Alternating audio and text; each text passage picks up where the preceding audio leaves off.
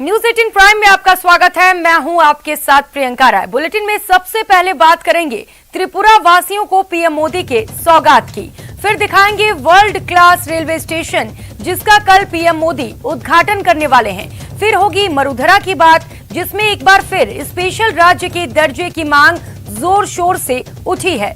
लेकिन पहले देखिए न्यूज 18 प्राइम। रूस के राष्ट्रपति व्लादिमीर पुतिन की यात्रा से पहले भारत को S-400 मिसाइल की डिलीवरी शुरू हो गई है। हालांकि भारत ने इस डिलीवरी की आधिकारिक घोषणा नहीं की है। केंद्र सरकार ने प्रवर्तन निदेशालय और केंद्रीय अन्वेषण ब्यूरो चीफ के कार्यकाल को बढ़ाकर 5 साल तक का कर दिया है। अब ईडी और सीबीआई के निदेशक के पद पर कोई अधिकारी 5 वर्षों तक अपनी सेवाएं दे सकेगा। केंद्र ने एक अध्यादेश के जरिए दोनों एजेंसियों के मुखिया के कार्यकाल की सीमा को बढ़ाया है। उत्तर प्रदेश के बुलंदशहर में कांग्रेस नेता प्रियंका गांधी ने पदाधिकारी प्रतिज्ञा सम्मेलन में कहा कि कांग्रेस पार्टी यूपी अकेले चुनाव लड़ेगी। उन्होंने कहा कि हम सारी सीटों पर लड़ेंगे, अपने बल पर लड़ेंगे। उन्होंने कहा हम यहां पर कांग्रेस को मजबूत करने आए हैं। प्रियंका गांधी ने पदाधिकारी सम्मेलन को संबोधित करते हुए कहा, नेहरू जी ने कहा था भारत माता की जय के नारे में किसान, मजदूर, महिला, श्रमिक, सैनिक, एक एक देशवासी की जय है। गांधी, नेहरू, पटेल, अंबेडकर जैसे तमाम स्वतंत्रता सेनानियों को आजादी का मतलब मालूम था। उन्हें आजादी की कीमत पता थी। प्रधानमंत्री नरेंद्र मोदी ने वीडियो कॉन्फ्रेंसिंग के जरिए त्रिपुरा के 1,47,000 से अधिक लाभार्थियों को प्रधानमंत्री आवास योजना ग्रामीण की पहली किस्त ट्रांसफर की। लाभार्थियों के बैंक खातों में सीधे 700 करोड़ रुपए से अधिक राशि जमा की गई।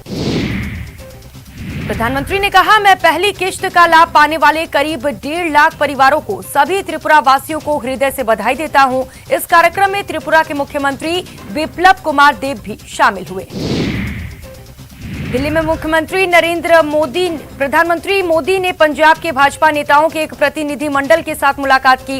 इस दौरान पंजाब बीजेपी नेताओं की ओर से दिए गए आवेदन को भी गौर से देखा। सीएम योगी आदित्यनाथ ने लखनऊ में आयोजित सामाजिक प्रतिनिधि सम्मेलन के अपने संबोधन में कहा, जो लोग जिन्ना का समर्थन करते हैं वे तालिबान का समर्थन करते हैं। आंध्र प्रदेश के वेंकटचलम में स्वर्ण भारत ट्रस्ट की 20वीं वर्षगांठ समारोह में भाग लेने पहुंचे केंद्रीय गृह मंत्री शाह ने कहा कि कर्नाटक की एक महिला जिसने कार्य किया वो अपना परिचय पत्र देती है और वो पद्म पुरस्कार से सम्मानित होती है। एक मुस्लिम सज्जन है जिन्होंने लावारिस लाशों का अंतिम संस्कार किया, उन्हें भी पद्मश्री दिया गया। राजद नेता तेजस्वी यादव ने नीतीश पर हमला बोलते हुए कहा कि पहले लोग गोली मारकर भाग जाते थे, आजकल लोग गोली मारकर दोबारा देखने जाते हैं कि आदमी जिंदा है कि मरा है। बीजेपी नेता और सांसद गौतम गंभीर ने कहा है कि पिछले 6 साल में केजरीवाल सरकार ने प्रदूषण के ऊपर क्या काम किया। प्रदूषण की बात छोड़िए, यमुना की बात कीजिए। यमुना के लिए उन्हें 2000 करोड़ रुपए दिए गए थे, उसका क्या हुआ। दिल्ली में बढ़ते प्रदूषण को लेकर पर्यावरण मंत्री गोपाल राय ने कहा, 17 नवंबर तक के लिए सभी कंस्ट्रक्शन के काम को बंद कर दिया गया है। लॉकडाउन को लेकर दिल्ली सरकार अपना एक प्रस्ताव कोर्ट में जमा करेगी। अखिलेश यादव ने बीजेपी सरकार पर हमला बोलते हुए कहा कि मुझे नहीं लगता कि भाजपा 4.5 साल के कार्यकाल में कुशीनगर की जनता के लिए कोई बड़ा फैसला कर सकेगी। हमने जिले के विकास की कई योजनाएं लागू की थी।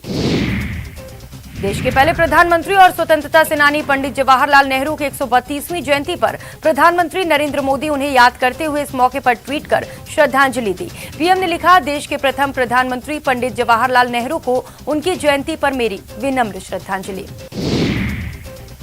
कांग्रेस महासचिव प्रियंका गांधी वाड्रा को बीएसपी सुप्रीमो मायावती से मुलाकात करने पहुंची और उनकी मां के निधन पर शोक जताया। 2 दिन पहले मायावती की मां का निधन हुआ है। मुख्यमंत्री अशोक गहलोत ने केंद्र सरकार के सामने बड़ी मांग रखी है। सीएम ने अपनी मांग को राज्य हित में बताते हुए कहा कि मरुधरा को विशेष राज्य का दर्जा मिलना चाहिए। राजस्थान के लोगों को गहलोत सरकार बड़ी राहत देने का फैसला ले सकती है। बताया जा रहा है कि मंगलवार को होने वाली कैबिनेट की बैठक में गहलोत सरकार पेट्रोल और डीजल पर वैट को कम करेगी। महंगाई को लेकर प्रदेश कांग्रेस के कार्यकर्ता एक्शन में हैं और अपने नेताओं के नेतृत्व में महंगाई को लेकर सड़क पर जन जागरण अभियान चला रहे हैं। इसी क्रम में जयपुर में पार्टी की ओर से पैदल मार्च का आयोजन किया गया। वडोदरा में चिरंजीवी भव योजना की शुरुआत हुई है। प्रदेश चिकित्सा मंत्री रघु शर्मा ने इसकी शुरुआत करते हुए कहा कि राजस्थान के ग्रामीण लोगों को इसकी सुविधा मिलेगी।